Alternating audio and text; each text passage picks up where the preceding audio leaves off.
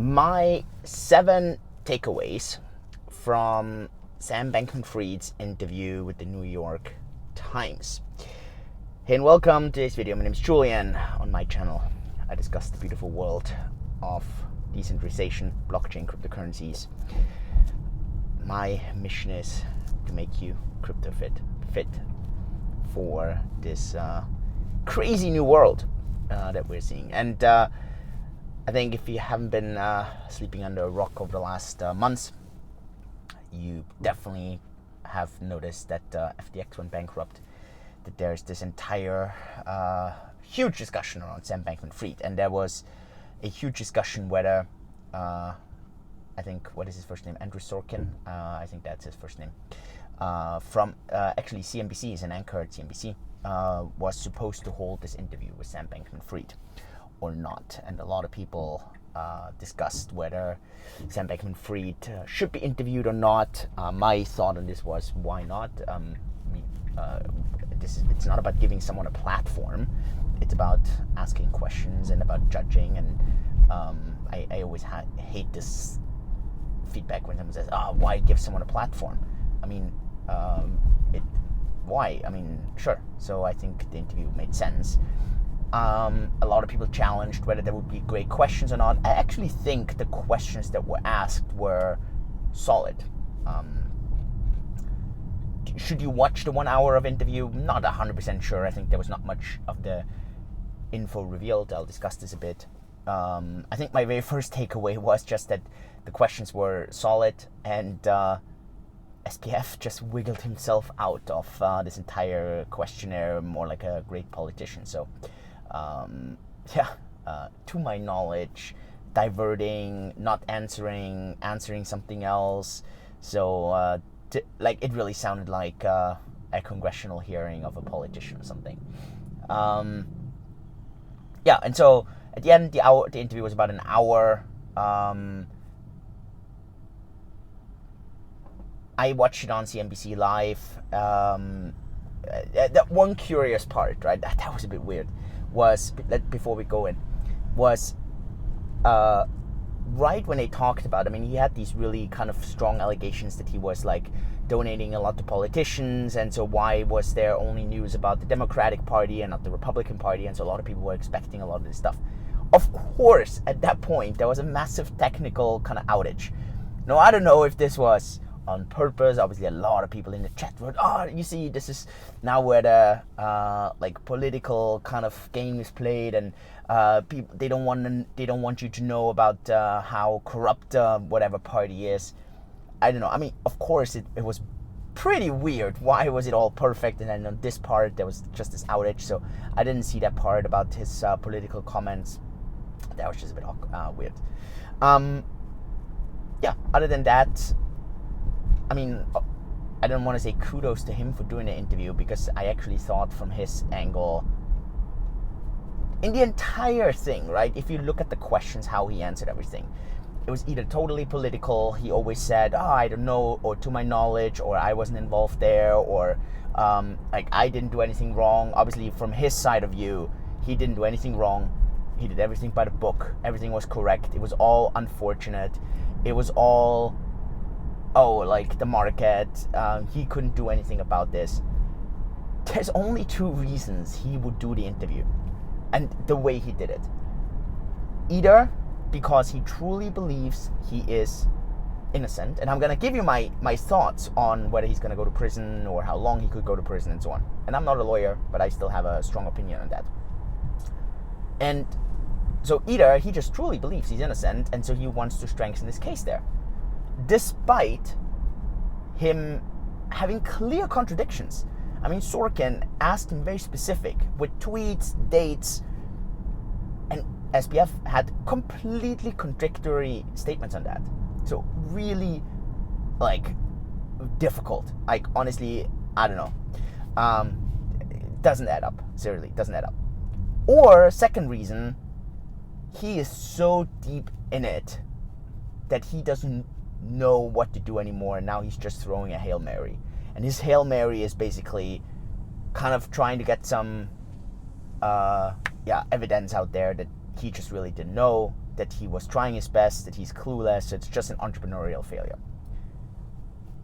I don't know. That was really tough. In general, really, like, questions were really, I mean, great questions. What questions was about the mishandling of funds, relationship of Alameda, why did he give that interview to his friend / journalist, and there was really no new revelation. So you're gonna watch this video, and I don't think there was a single bit that wasn't already known or that hadn't already been discussed. As I had mentioned, he was just wiggling around the questions. I know, he was dodging questions better than Neo is dodging bullets in the Matrix. Really. There was one funny answer though. I felt that was I thought that was funny. I really thought it was totally inappropriate at points when he laughed. The audience sometimes laughed. I found it really inappropriate that the audience at the end applauded. Like, applaud for what? Like, I don't know. I felt that was inappropriate. Dead honest. There was one part that I also laughed, and that was when SBF said, I had a really difficult month. Yeah, or I had a really bad month. I can't remember exactly what adjective he used, but yeah, I the way he said that, then obviously, yeah, but like, to be honest, I mean, this is not a, like, laughing there was just because I think it was out of context and everything, but I mean, the crazy thing, and that was the follow-up question, that was, yeah, but what do you think about your customers? Like, don't you think your customers had an even worse month? And that is 100% true, right? So, I mean, that's the key thing. So, it's just crazy how a lot of the media now has started to paint him as this, now he kind of do his good stuff, or all the donations, or, like, how an entrepreneur kind of fails and so on. No, dude, like, billions of dollars of people are gone. Now, I don't want to go into the legal stuff here, whether he knew or whether he did this on purpose or whatever. It's gone. So, I don't know.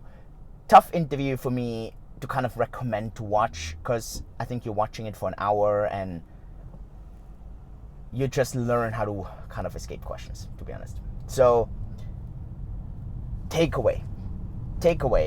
To me, nothing changes. To me, SBF is someone that thinks the ends always justify the means. And that to me is just absolutely incorrect.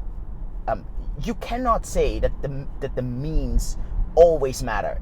If that is an approach you do, you will get very little done, right? You need to find that middle ground. But you cannot always have the means at the ends justifying the means. And I think for him, that's just so clear.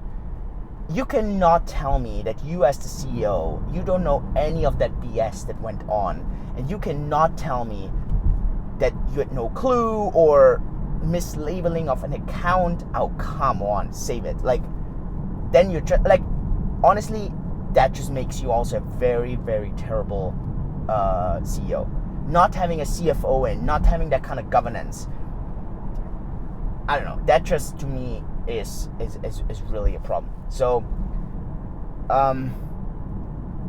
nevertheless, the sad story, in my opinion, is he's gonna get. I don't think he's gonna get much. That's the sad story. And why do I think he's not gonna get much? Well, first of all, it's all about who you know and who you're gonna drag down with you. And in this case, I think he's gonna potentially drag down a lot of people, very influential people, very famous people, and so, in my opinion, he's not gonna get much, if at all. And that's a sad story. And the problem is, a lot of people are worried about that. And you see this, how everything's painted right now, how his entire kind of approach is. And that's the sad thing.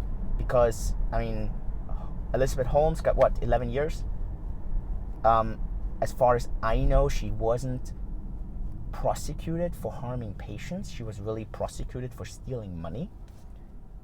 And she stole way less than SBF. So, he should be getting way more than 11 years. And he's probably not. And that's the sad story.